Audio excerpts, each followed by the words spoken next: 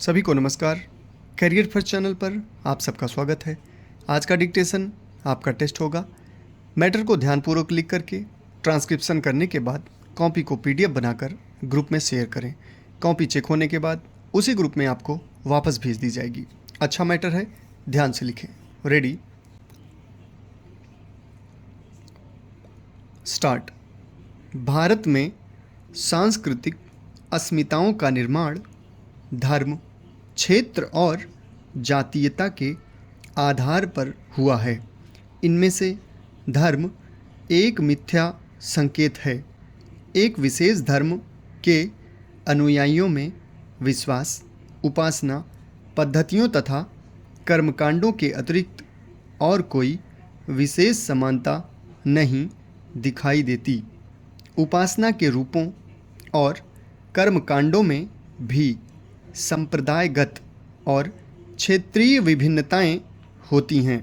सांस्कृतिक दृष्टि से हिंदू समरूप नहीं हैं, ना मुस्लिम ही समरूप हैं। तमिलनाडु के ब्राह्मण कश्मीर के ब्राह्मणों से बहुत भिन्न हैं। इसी तरह केरल और उत्तर प्रदेश के मुसलमानों की संस्कृति के अनेक पक्षों में भिन्नता है। क्षेत्रीय पहचान अधिक वास्तविक है। विभिन्न धर्मों और जातियों के लोगों की अनेक क्षेत्रीय सांस्कृतिक विशेषताएं समान होती हैं, जैसे भाषा, भोजन, वेशभूषा। उनके सांस्कृतिक मूल्य तथा विश्व दृष्टि भी समान होती है। बंगाल में हिंदू और मुसलमान दोनों अपने बंगाली होने पर गर्व करते हैं। इसी तरह अन्यत्र हिंदुओं, ईसाइयों और मुसलमानों को क्षेत्रीय संस्कृति के अनेक तत्वों में साझीदार देखा जा सकता है। मुसलमान और हिंदू दोनों कट्टरपंथियों द्वारा इन क्षेत्रीय सांस्कृतिक भिन्नताओं को नष्ट किए जाने की संभावना नहीं है। जनजातीय समूहों में जातीय संस्कृतियां प्रबल होती हैं। उदाहरण के लिए छोटे से राज्य नागालैंड में नागाओं के 1 दर्जन से ज़्यादा वर्ग हैं और वे सब पहनावे, भाषा और विश्वास की दृष्टि से एक दूसरे से अलग हैं। बस्तर के अबुझ मारिया, छत्तीसगढ़ के अमाट और धूर गोंड तीनों मध्य प्रदेश में हैं तथा आंध्र प्रदेश के कोया और राज गोंड एक ही कोटूर मूल की शाखाएं हो सकते हैं, किंतु अब उनमें महत्वपूर्ण सांस्कृतिक भिन्नताएं हैं। इस प्रकार भारत के वैविध्यपूर्ण सांस्कृतिक परिदृश्य में नियमित तथा अपरिवर्तनशील संरूपों को पहचानना और उनका विवरण दे पाना कठिन है।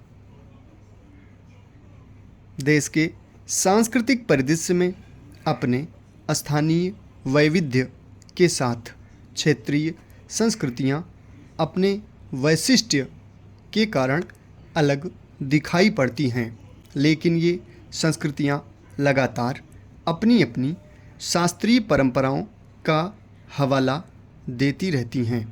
हिंदू वेदों और शास्त्रों, मुसलमान कुरान तथा हदीस और ईसाई ओल्ड एवं न्यू टेस्टामेंट का यह नमूना अपने आप में एक सामाजिक संरचना है।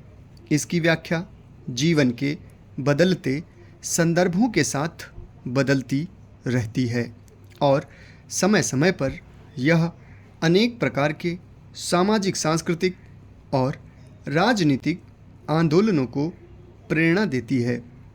निश्चय ही कुछ के समूहों जैसे जनजातियों की केवल स्थानीय अथवा क्षेत्रीय संस्कृतियां होती हैं। उनके पास निज के शास्त्रीय संदर्भ मॉडल नहीं हैं। क्षेत्रीय संस्कृतियों पर कम से कम तीन महत्वपूर्ण प्रभाव और हैं। ये हैं पश्चिमीकरण, उदीयमान राष्ट्रीय सांस्कृतिक शैलियाँ तथा जन संस्कृति। स्वतंत्रता से पहले उच्च वर्ग तथा उच्च प्रशासनिक सेवा वर्ग ने कुछ पश्चिमी तौर तरीके अपनाए थे। इस प्रभाव का विस्तार अब उच्च मध्य वर्ग तक तथा एक सीमित हद तक गांवों में भी हो गया है। आज़ादी की लड़ाई के दौरान एक नई राष्ट्रीय शैली का उदय हुआ, जिसके कुछ पक्ष अब भी कायम हैं। समाप्त। धन्यवाद।